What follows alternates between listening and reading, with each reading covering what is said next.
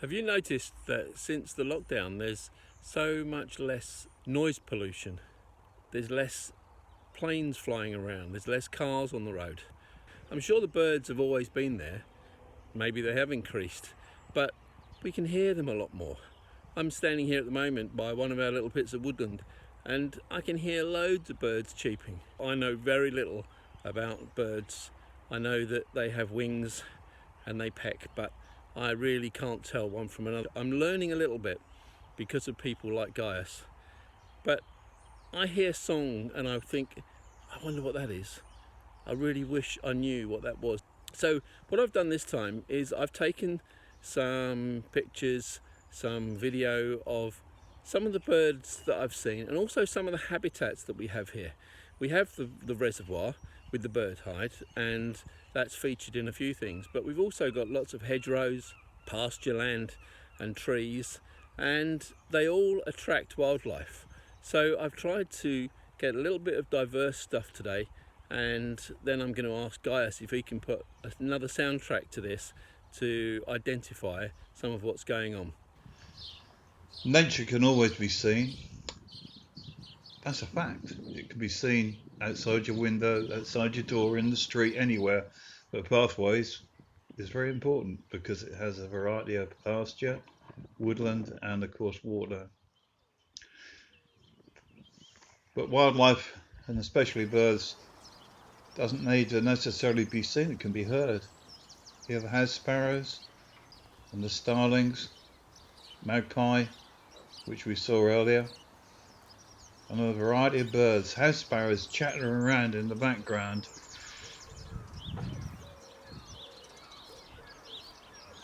And of course, you can hear calling above a gull. These jackdaws and starlings are finding grubs in the pasture, and this crow is standing. Carrying crow is looking close by his nest site, making sure all is well.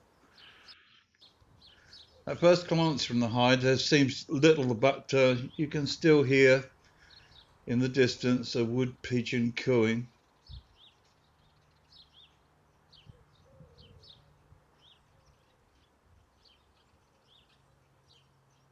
And of course, our lake is very well known for grey heron.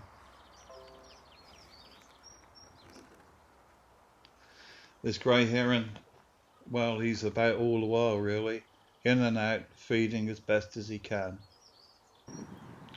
Little duckling, well, usually they don't last very long, sadly, but what a lovely ball of fluff.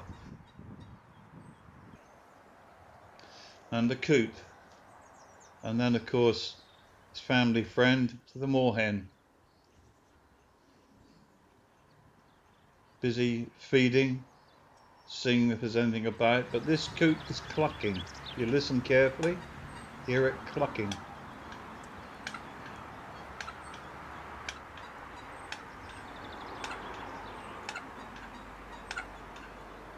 As the grey heron flies on in low over the lake.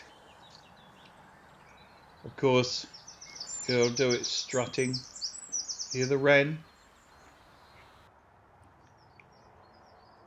Then it will go fishing.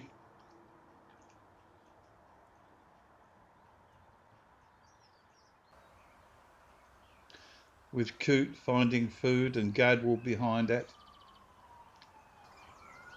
With our local mute swan here close by, and the nest site on the far side of the lake.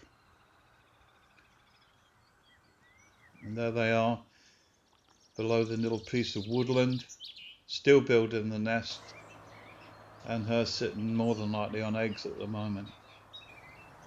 Again, our grey heron flying around, upsetting everybody, and heading back to his reed bed.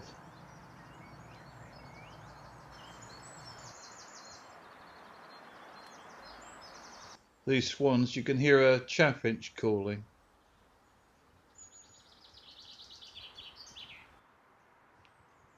Moorhen and gadwall strutting their stuff as well.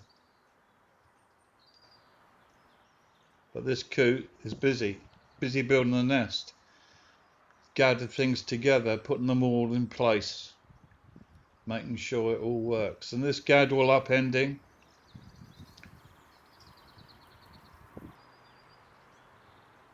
but perhaps the most interesting thing that we have on the lake at the moment, which is quite encouraging, is this tufted duck, the duck in the foreground.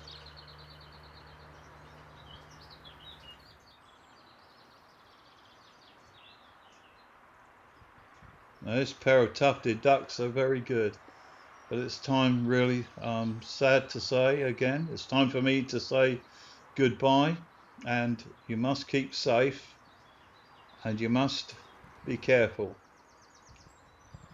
Lovely pair of tufted ducks.